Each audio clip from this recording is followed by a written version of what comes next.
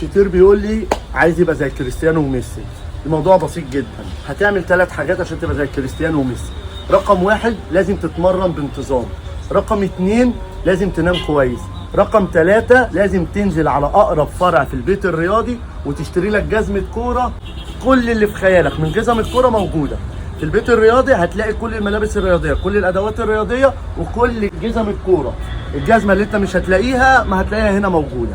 وفي خصومات كويسه جدا لو جيت الاربع افرع لبيت الرياضه اللي بيني هرم واللي بيني فيصل وفي كعبيش وفي نفق الهرم.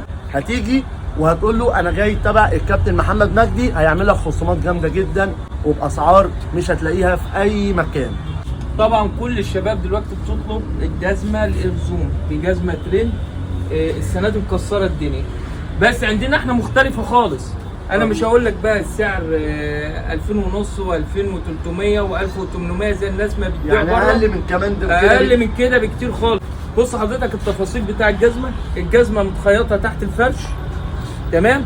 النعل بتاعها سيليكون، يعني حاجه تعيش معاك. بص بقى لو انت بتلعب على نجيله طبيعيه، حاجه تعيش معاك العمر كله، حاجه محترمه، كل الوانها موجوده ومقاساتها.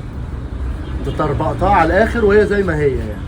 في حاجه بقى من ريحه مانويل جوزيه وفلافيو وابو تريكه في 2006. بص